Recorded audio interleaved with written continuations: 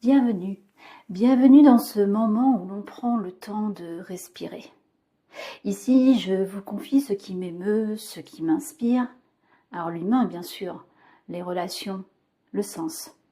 Pas de recette, pas de jugement, juste des réflexions pour éveiller de nouvelles prises de conscience. Et j'aime bien m'inspirer de mes accompagnements pour mes podcasts. Et parfois, je remarque une similitude qui revient chez plusieurs personnes. C'est alors que je sais que c'est le moment de développer ce sujet. Pour inspirer, pour éclairer, pour faire réfléchir d'autres personnes. Parfois, les histoires ne commencent pas là où on croit. On parle d'un mal-être, d'une perte d'élan, d'une colère rentrée, et puis, peu à peu, quelque chose apparaît en transparence, quelque chose de plus ancien, de plus intime.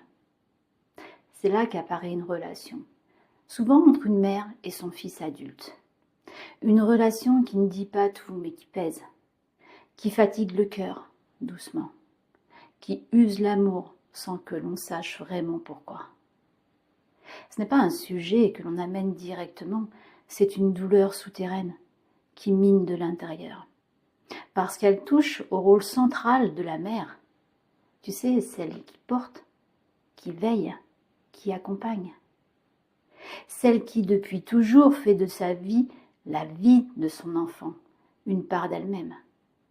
Alors quand le lien se distend, c'est tout son être qui vacille. Et ouais, on a appris à donner, à protéger, à réparer. Mais pas toujours à se respecter soi-même. Redéfinir son rôle. C'est accepter qu'aimer ne veut pas dire tout faire à la place. Ce n'est pas assister son fils jusqu'à s'oublier, c'est lui faire confiance, c'est poser des limites, saines, fermes, mais aimantes. Et puis, il y a ces situations du quotidien. Un fils qui revient vivre à la maison. Il dit que c'est temporaire, mais le temps passe. Il prend sa place, impose ses rythmes, bouscule tes habitudes. Et toi, tu ne peux quand même pas le mettre à la rue. Alors tu encaisses, tu t'effaces un peu plus, et tu sens que quelque chose s'abîme en toi. Il y a aussi cette autre forme de douleur quand le fils tombe malade, quand la mère se sent coupable, mais surtout impuissante. Elle voudrait le protéger du mal, comme quand il était petit. Mais n'est plus cet enfant. Il est devenu un homme, avec son propre chemin, ses épreuves, ses choix. Et parfois, ce chemin s'éloigne. Une belle fille arrive, et la distance s'installe.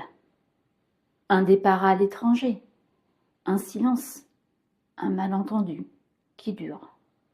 Et la mère se retrouve face à un vide. Ce vide-là, il fait mal. Il interroge. Ai-je mal fait? Ai-je trop aimé? Pas assez?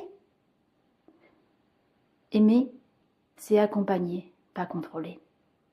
C'est soutenir, pas endurer à la place. C'est accueillir l'adulte qui est devenu son fils, même quand cela bouscule l'image du fils parfait qu'on avait en tête. Et paradoxalement, c'est justement en posant tes limites, en lâchant ta culpabilité, qu'une nouvelle relation peut naître. Il est inutile que ton fils change. Commence par changer ton regard. Respecte-toi, écoute-toi. Ne projette pas tes peurs, mais ton amour dans la relation. Et alors, doucement la relation elle-même changera. Une relation apaisée, d'égal à égal, où chacun peut respirer, se sentir entendu et respecté. Et où l'amour devient enfin libre, léger et généreux. À bientôt!